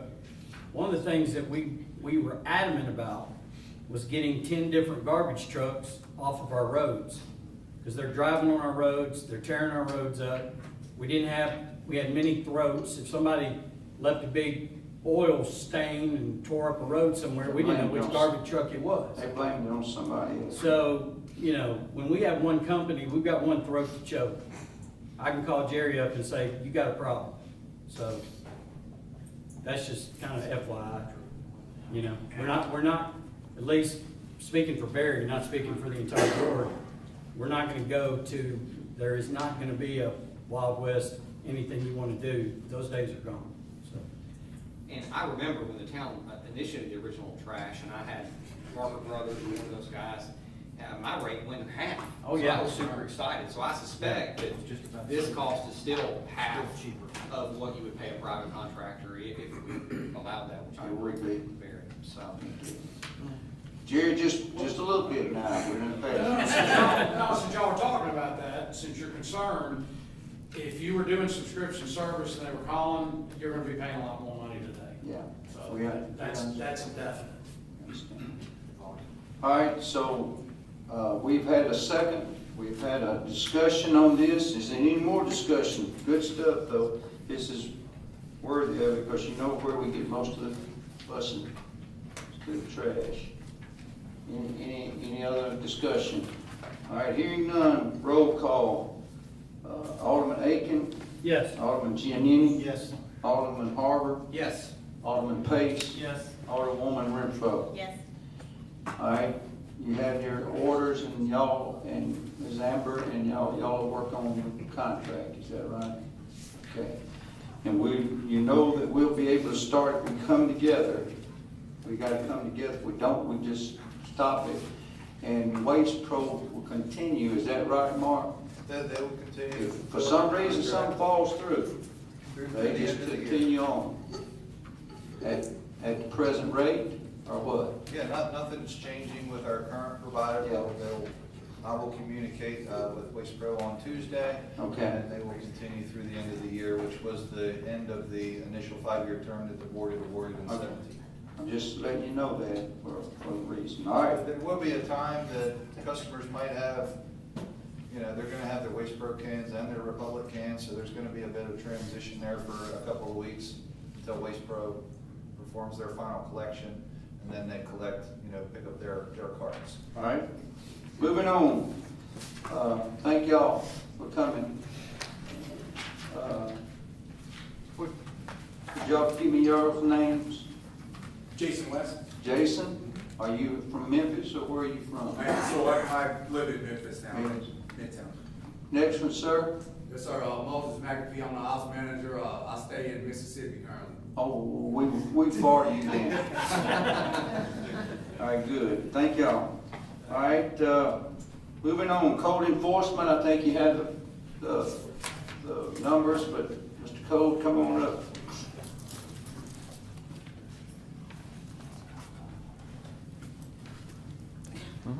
Good evening. It's pretty self-explanatory. We've slowed down a little bit the month of October.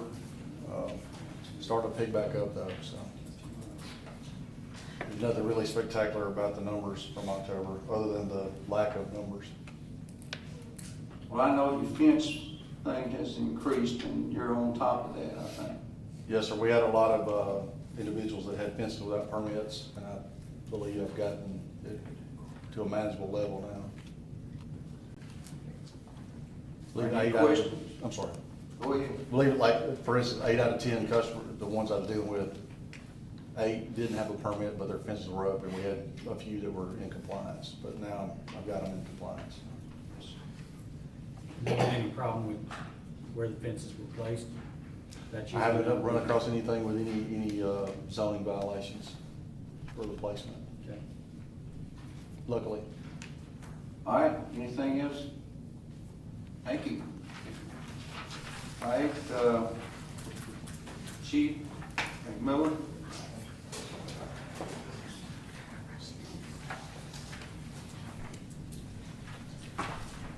You see the numbers in front of you. Those are pretty self-explanatory. This past weekend, I attended the mandatory state chief orientation training that Tennessee requires at Pickwick. That was pretty informative. We started researching this past week a regional grant to build a fire emergency training facility. It's been brought up before, a few years ago, I believe. But I got with all the surrounding chiefs, and they were all very enthusiastic about the idea. And so we're following through on that, and I'll keep you all updated. We're just in the very beginning stages of that. And other than that, we're just pretty much making a few changes internally to try and capture as many ISO points as humanly possible. Y'all probably have something next month along those same lines. So, if you have any questions? Chief, I looked at your report, and you break it out to city limits west, city limits east. What's the dividing line? How do I know which one I'm in? I don't know the answer to that question. I don't know. I'll have to look into that and let you know. Okay. Remember, I have only been here 3 months. So I understand. in my defense. It's a good report, though. Right. Yeah, it's a good report, so. We like the report. I was just wondering whether I'm in east or west. I didn't know. You don't know where I live. So. I don't know where you live. I bet you in west. You think? I know. I didn't know. I thought maybe excuse me. Rosemark. You're in east. I'm sorry, you're in east. All right. Lieutenant? East. It's the dividing line between Station 1 territory and Station 2 territory. So Station 1 territory takes basically everything on the north side of 51, where Station 2 takes care of most everything on that eastern side. Basically, Maple is divided. Okay. Good stuff. And just so you know, we recently changed station numbers. Yes, yeah, y'all, it's been Station 3 forever, which didn't really make sense to me, so we changed it to Station 2 since we only had 2 fire stations. Okay. Good. All right, anything else? Any updates on the new truck? No, the last one we got, they had pushed it back like 1 month, so we're looking at probably May or June of next year, but they're still on track. They had to make a few changes because of supply issues, but it wasn't a huge hiccup. So May, June, and we'll be doing a community push in for the truck. It'll be a whole event when it gets here. Good stuff. Anything else? Just want to say thanks to Lieutenant Hall and the department that came out. Scouts doing the first day merit badge, and they came out this past Monday to CPR and teaching the kids about Heimlich, and they did a good job. Anything else? Thank you, Chief. All right. Parks Department, Director Isabel.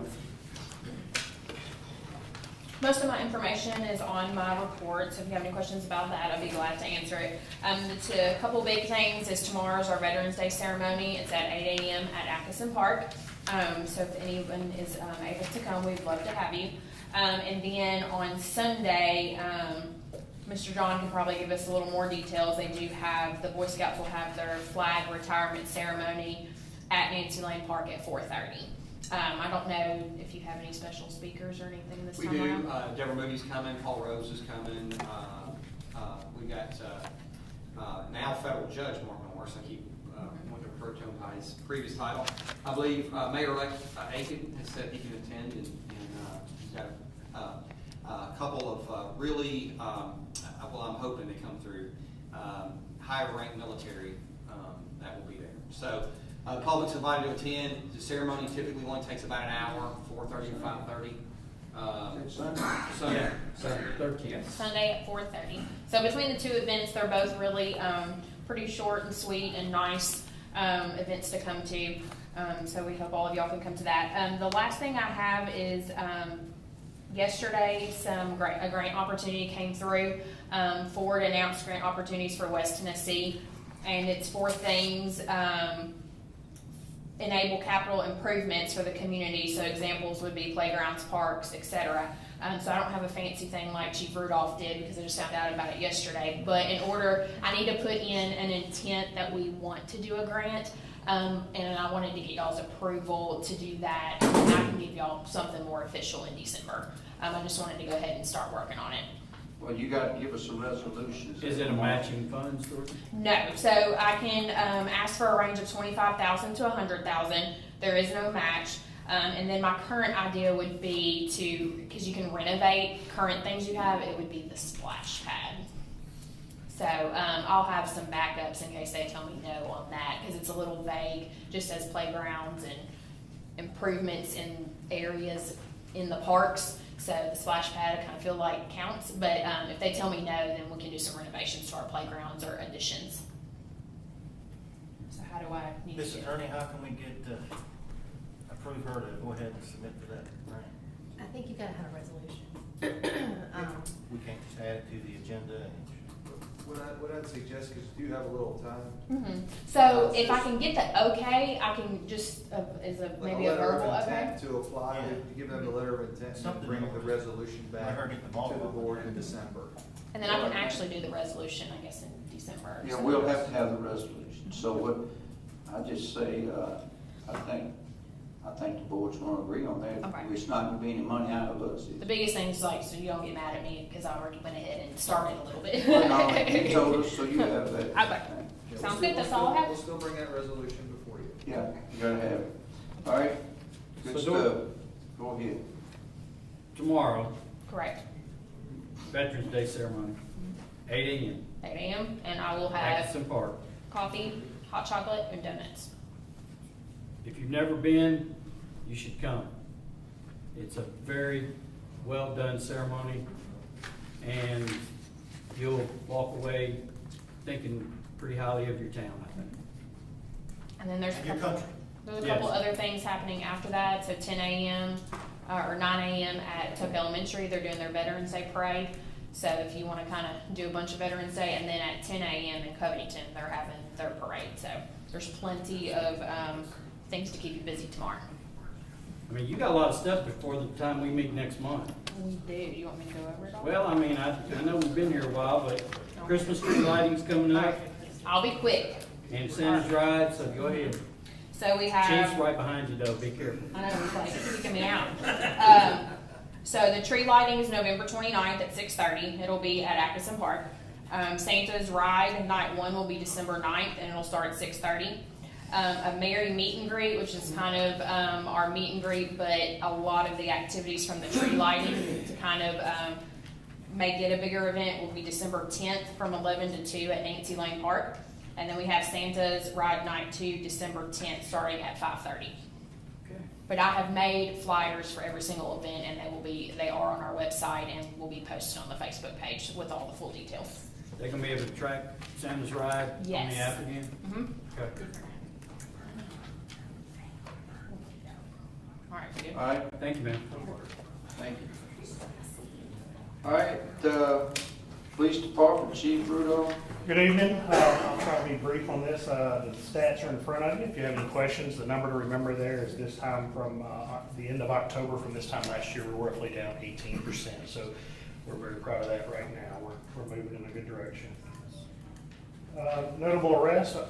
We had officers, Officer Jordan made a traffic stop, excuse me, the Exxon over at Sparky's Exxon, and they had a driver who had a strong smell of intoxicant on her.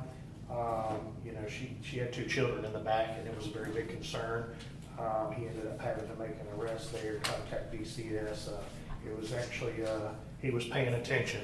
So we protected 2 kids, and you know, he was excited about that. So I wanted to notate that because, you know, at the end of it, he knew he was protecting those children. It was almost like he caught a hummingbird, you know, so he was very excited about that. So. In our training, you can see our training hasn't, we've still staying steady. Just a note for you, since January 1, we've trained over 1,000 hours. So we're very proud of that as well. So, and little to no effort because the training's been coming to us, and so we've been making a lot of headway. And so anyway, that's all I have. You have any questions for me? Thank you, Chief. All right, Public Works Director Ellis. Good evening. You have my statistics in front of you. I'll answer any questions if you have any, but as other department heads, they're pretty well straightforward. I do want to take a minute to recognize 2 public works staff who recently completed training and testing, and they both were successful in cross-connection certification. And now they're able to test cross-connection devices, and we're able to take care of that and continue to grow that program. So that was Mr. Mason Cannon and Mr. Tim Forrest. I wanted to publicly recognize those guys for their work and that accomplishment. Streets, I know I've been talking about it for months, scheduled to begin Monday. That's really all I can say on that. Hopefully, I can't get a time frame on them, but once they get going, it should not take long. It's not a really major project. So hoping, keep our fingers crossed, it will be successful to kick that off Monday and wrap it up as quickly as we can. Lastly, on streets, staff's been working hard, Mr. Jesse Russell specifically, to gather and assess an inventory and assessment of our current street condition. So we're going to compile that in a manner where we can use to do a long-term maintenance program. So you guys will be seeing that soon. That's all I have, unless you have any questions. 2 things. How cold is too cold to pave? When do they shut it down? 45 and rising we can pave. Okay. So Monday, maybe iffy. I haven't looked that far ahead on the weather forecast, but that's our specification. I know it's supposed to be 25 Saturday night. Yes. But it's gonna rise to 40-something or 50 Sunday. Again, I looked at your car wash public, look at it. Yes, sir. Miles wise, what are we looking at? On this current project? I couldn't tell you. I've been bringing that report with me for the last 3 months, and I didn't bring it today, so. Oak Creek Phase 2 is the main part of it. There are a couple of spotty areas around town, but that's the main part. I believe it's Phase 2. The biggest part will be in the spring, right? Oh, yeah, in spring we're going to have a large project, yes. So we'll be bringing a bid proposal to you guys in early next year. January, February, probably. Yes, sir. The sooner we get that going, hopefully we won't have to put ourselves in this situation in the future. It's not a good place to be, trying to pave in November. Thank you, Doctor. I just want to say that I, through the app, put in 2 potholes in my neighborhood, and Yes. immediately they were filled. And Super. I just want to thank you for that.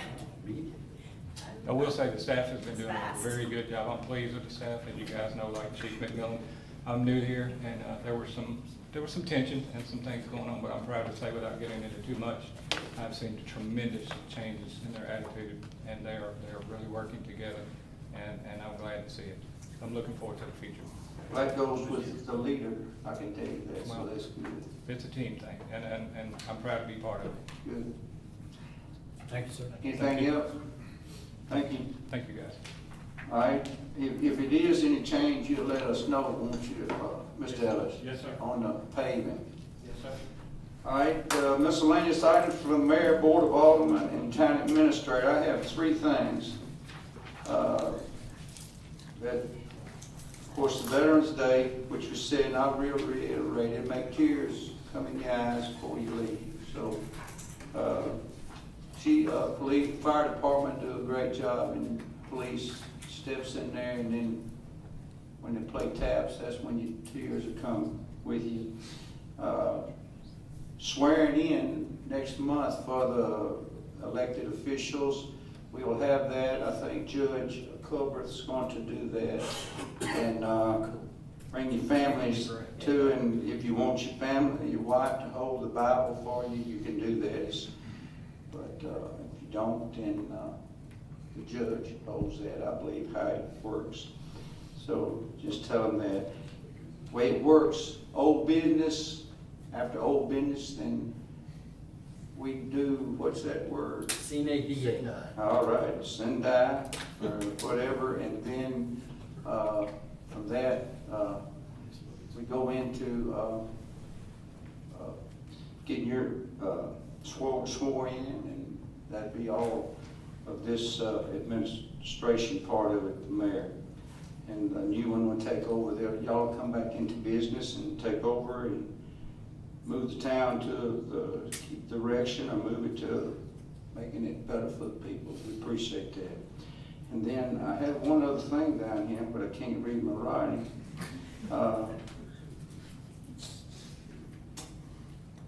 Still can't read it, so go ahead. Board of Alderman, y'all have anything? Hearing none, town administrator. I've got a couple things, but before I get into those, I did want to take a minute to congratulate Mayor-elect Aiken and their election. Alderman Feldmaier's not here, and Alderman Harburg, congratulations. And I believe we have Alderman-elect Chris Schaefer, so Mr. Schaefer will be joining you up there in that latter half of the December meeting. So very close election. If anybody has looked at the voting numbers, I mean, we're very, very close. So congratulations to you all for running a good race. Along those same lines, we have our director reports that come every month. I think sometimes they're a little too humble, and I don't know if I know you guys appreciate the employees, but I think that our current leadership team has taken each of their respective departments to a new point in time that we're seeing changes in employees internally. We're seeing attitudes change. We're seeing personalities kind of come alive, and really they deserve a lot of credit for what they're accomplishing within their departments. And it's very difficult to try to communicate that in a department report or do it in this way, but I really just wanted to take a second to highlight each of the department heads and the strides that they're making to make their departments better. They act passionately when it comes to their departments, and they care about their people in their departments. And I was telling Director Ellis today, he was talking about some things that were going on in his department, and I was like, y'all just make me happy. I mean, it has really been, the last couple of months, having some new members of the team, it has really been an incredible transformation that you really wouldn't see from the outside looking in. You would have to be from the inside to really see the changes that are starting to occur in the department. So congratulations and thank you to you guys, each of you as department heads. It's hard work, it's heavy lifting, but it's so important, and we're going a long way. It's the cogs that make the wheel go around. So Mark, I found out what I want to say. Go ahead, say it, please. I have a meeting with Mayor Cole Tuesday at 9:15, I believe, over here, and it's about continuing on that we can ship our sewage over there. So we're going to answer this question in a letter. I still have the letter he sent us. As a result, we find it imprudent to grant Atoka's request for additional houses to be connected to the system until a formal plan can be adopted and financing obtained. Well, I believe that's done. I believe we've done our part, and as far as how much we need to do, that's going to come down the road, but it's done, and this is what we're meeting about, just letting y'all know that we're going to try to get that nailed down and everything. Of course, we've got room right now, it's still there now, I want you to understand that, but, and of course, we've got two things that are in the pipeline, and they're already approved, but if somebody else wants to come up and do it, we want them to be able to say you can do it with it. So, and our attorney, Ms. Amber, she's working diligently with the other three attorneys to get a contract made for us, a doable one for the new future, not the 1989 one. So they're on top of that, just letting you know they meet all the time. Then she calls Mark, she calls me and then tells me what I need to do, so that's very vital. I think that's it, and then Monday, we have a meeting on the ARPA funds. I think some of y'all went to the one in Brownsville. This will follow up with some questions that we asked. So it'll be Monday at 9, I believe. Yes, sir. You're correct. At Dyersburg State. Yes, sir. All right, go ahead then, Mark. I interrupted you. Well, you took one of my talking points, so, thanks. Well, that's good. A couple of things that, and I'll try to buzz through these rather quickly. You know, a couple of meetings back, the board had adopted an ARPA spending plan, so, for some critical needs in the town and for each of the departments. After that plan was adopted, I met with senior staff, I asked them to kind of hit the hold button on that until we got past our November 1 TDEC submission deadline, just in case something popped up where the board may have decided that we needed to reallocate some of those funds. So they've been very compliant. The department has been very compliant. So tonight I'm giving you all the green light. Go ahead and start to execute that ARPA plan. We are looking at some fleet options. So there's a company called WEX that's through state contract, that there's fleet fueling options that are available outside of town. So there's you know, folks go to training from here and there where we can fuel up and still pay the fleet costs, not pay those taxes, kind of like we do here at home, but that would be available like 95% of fueling stations everywhere. So that's an option that we're looking at executing. A fleet management plan. So when it comes to vehicles, we plan to be meeting with the Finance and Administration Liaison Committee in the next month or so to talk about a fleet management plan of turnover of vehicles and how we can potentially do that in more of a larger scale through leases to be able to turn over the vehicles when we need to turn them over, rather than having, you know, 10 and 11, 12-year-old, 14-year-old vehicles sitting around, to be able to update our fleet. I spoke with Bob Barber from Orion this past week about the long-range comp plan. We still look like we're on track, and we're hopeful to have that delivered to us by the end of the year. No guarantees, but we're strongly encouraging him to please push his team to get that done. Update on the multimodal grant. So I checked in with Greg today. Said the design consultant has submitted their estimate, the fee proposal. It's under review now. So there's a couple of design specs that they're working within TDOT to clarify. I said it shouldn't take long, and he recommended I check back with him after the first of the year. Obviously, the holidays are going to be a little hit and miss for a lot of folks. I'll be touching base with Alderman-elect Schaefer this evening after the meeting. I'm working on a orientation process of how we can, you know, get newly elected officials, not just this cycle, but coming cycles, how we can get them up to speed, go through the town charter, go through the authorities of the position for the town administrator, the mayor, the board mayor, and alderman, give them purchasing policy so that they have a background, and then we can just meet with the department directors, and each department director can give the updates of what's going on in the department, really just open it up to broad range of conversation to try to get folks up to speed as quickly as we can. I'm also got MTAS working on trying to schedule some elected official training. It looks like that they're willing to come here. So if we get that all worked out, we'll probably invite some other municipalities to participate. Whether we'll do that or not, still unknown, because he seemed like he was going to be able to delve into our charter to a little bit more depth. And if he was going to do that, then really it wouldn't pertain necessarily to other municipalities. So still undetermined on that. You probably saw in your weekly update that, you know, town mobile devices have been changed over to T-Mobile for cellular service. That was through a process of demo devices and senior staff members taking the demo devices out in various areas. Based on pricing, based on service coverage, it seems to be a fairly significant improvement over what Verizon has in the area currently. We moved cell services over to T-Mobile. So that one had a little hiccup this morning, but they were on it and had the problem resolved within less than an hour. So that was a credit to them. Mayor Walker had mentioned about the West Tennessee regionalization meeting to follow up to the Brownsville. So that is Monday the 14th at 9 a.m. in Covington. And they're going to be touching base on the outline of the study, their planning consultant that they're engaging as a third party, what the scope of that consultant, the scope of work that consultant will be doing, the timeline, and then any future steps. So I did speak with Ms. Vina Jones at TDEC today, so that's what the kind of the outline of the discussion is. Reminder that this coming Thursday, the 17th, is our employee Thanksgiving luncheon. So we'll have that here at Town Hall in this very room from 11:30 to 1:30. I know we had it in last week's update, I believe at least.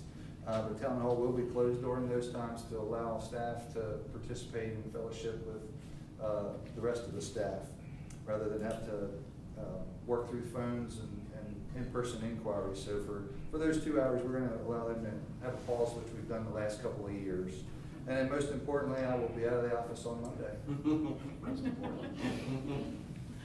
Is that it? Yes, sir. All right.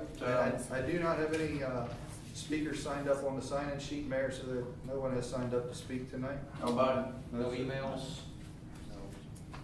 You know what? Hang on a second. There was an email, I can't remember who it was Bear with from, me a second. but it had to do with the election. Yeah, Candidates. Well, we know the candidates. The forum. We're sorry dogs, don't we? I'm playing. So, While Mark is looking that up, I can update you on the wastewater if you all want right, me to. please do. Yes. What we're looking at is probably a series of agreements. We'll probably have something that is more immediate in terms of a temporary assignment of percentages until Brighton can get its I&I study done.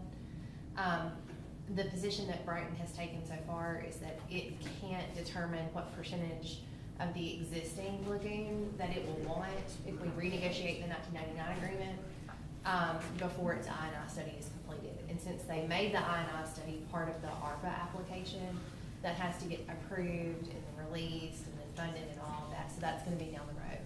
So we're not going to wait until they do that to renegotiate the contract. We're going to do an interim agreement and renegotiate the terms and a way to move forward, and then handle the proposed plan of the expansion. The current contract calls for any town that is over its allotted use to have to be responsible for the expansion. And so we just want to make sure that's as accurate as possible as we move forward. And so it may be, and Mark and I have talked about this some, it may be that when they're testing and they're doing all of this anticipated work on the existing pipeline, that something goes wrong. In that case, we'd have to chalk the whole thing up or set it all aside and start to do something else, because if there's some kind of unforeseen problem, this could all go by the wayside pretty quickly.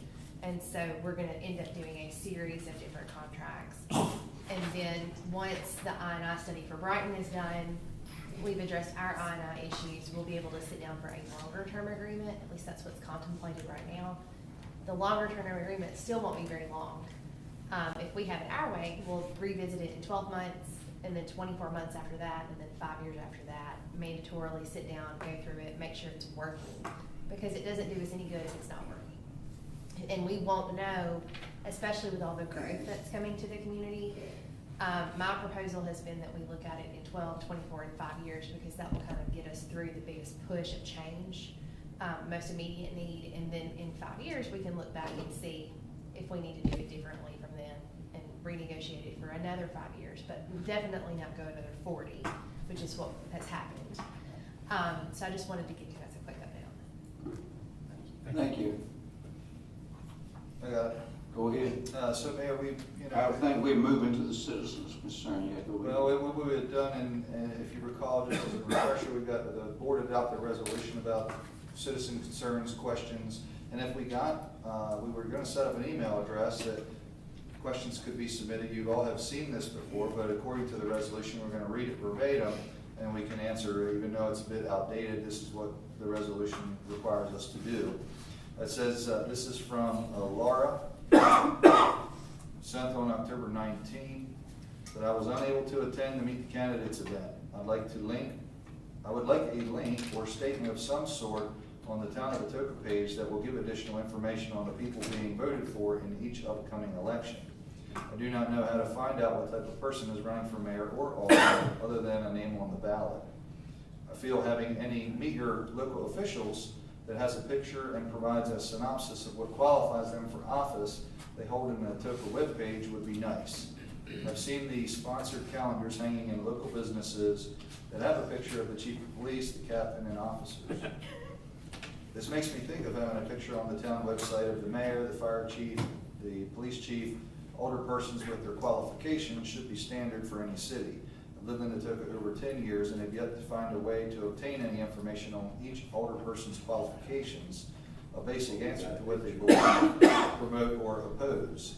Each year I'm told to go to the Atoka website. Guess what? There's nothing on the website that answers my question. I vote mainly either Democrat or Republic. If there is no D or R next to the person's name, I do not know why or what they support or oppose. Please tell me how to know what the mayor and older persons support or oppose. How can I find out that information other than going to the Meet the Candidates event, which I missed? So read to you verbatim. I responded to her email and gave her some options. I also responded. Did she reply back? No. Because I responded. She did not. Well, I think we have pictures on there, don't we? I don't know that they're. We do. So they're still. That's why we're taking those pictures. Well, I think she wanted more than a picture. and She's asking for a whole list of qualifications. And Yeah, I understand all I that. don't know what Brother John told her. I just said the town has to be very careful with seeming to endorse any one particular candidate. I did say to her that I think maybe once an elected official is appointed to that position, it wouldn't be a bad idea to maybe have a short bio on the website. I told her I'd be open to that. And then I gave her the link for watching the Meet the Candidate. I said the great thing is it's recorded. You can watch it 12 times if you want to. And Yes. I gave her the link to it. So That's a good idea. yeah. I don't think it's not the council. Again, I think you all answered well. All right, John. Do I have a motion that we adjourn? Motion to adjourn. Do I have a second?